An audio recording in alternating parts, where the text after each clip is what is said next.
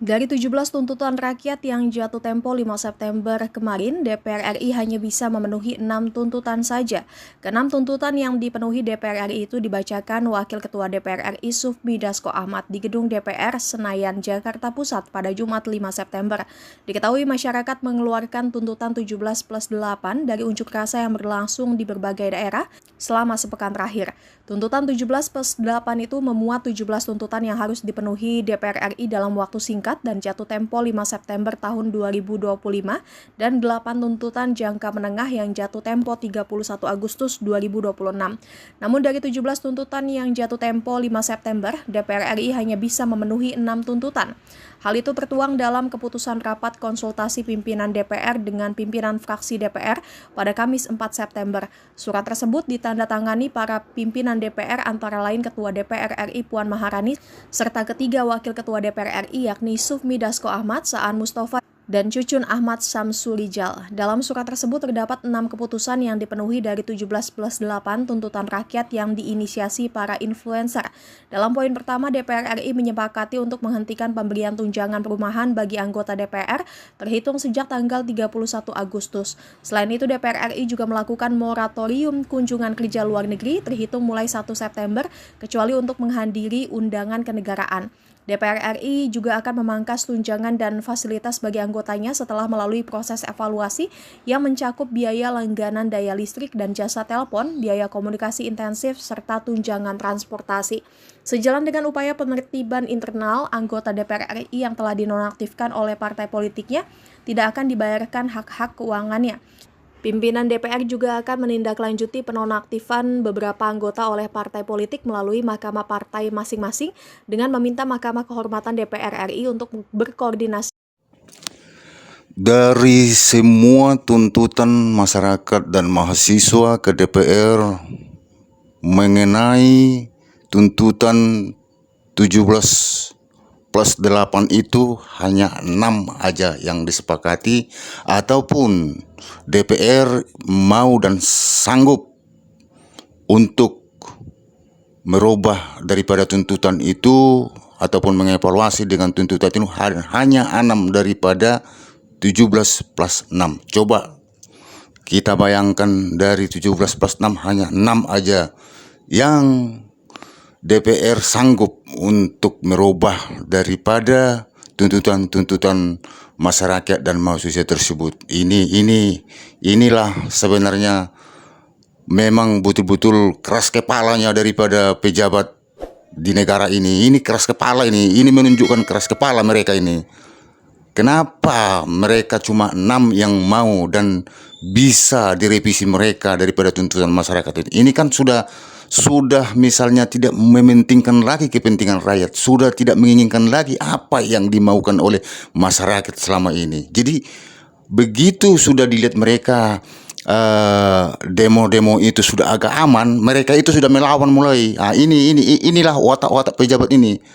Jadi sebenarnya mereka itu selama ini hanya melihat ataupun meredam situasi itu agar misalnya situasi daripada demo-demo itu jangan terlalu anarkis. Begitu tensinya turun, misalnya pembakaran ataupun demonstran yang lain ataupun penjarahan sudah tidak ada lagi dan demonstran pun sudah agak menurun, mereka sudah bertingkah mulai ini.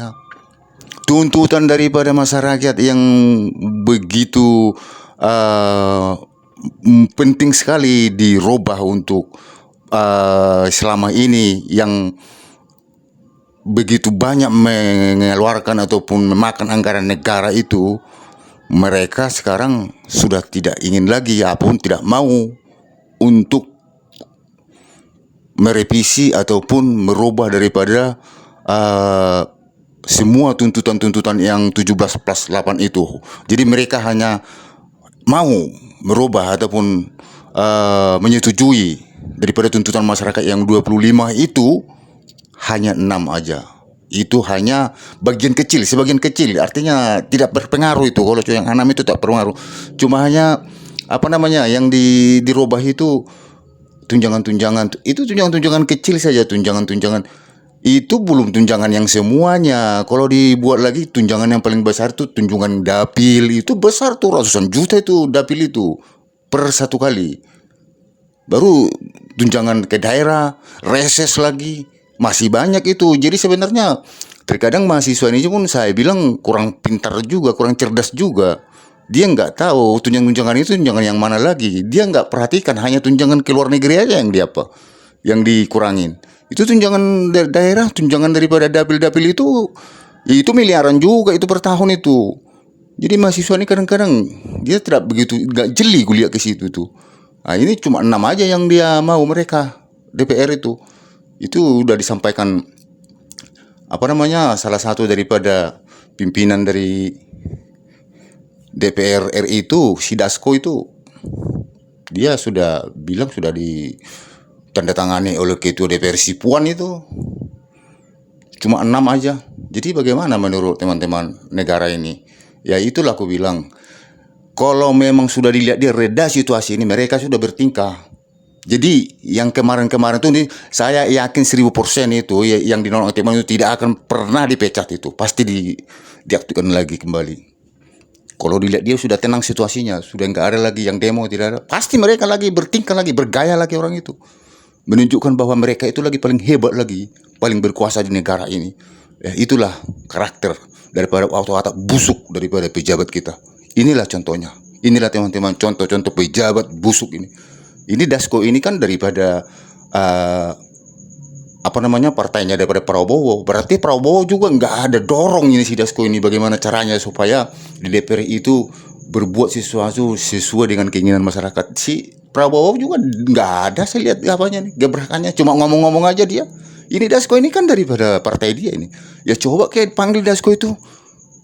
Artinya saya tidak mau tahu lah dengan kepentingan rakyat sekarang yang sudah memang betul-betul sudah terjadi di mana-mana gerakan-gerakan ataupun desakan-desakan pemerintah dan dalam hal ini adalah DPR untuk merubah semua tingkah laku selama ini yang dianggap terlalu merugikan negara, merugikan masyarakat begitu. Coba dipanggil si Dasko itu. Kamu atur itu di DPR.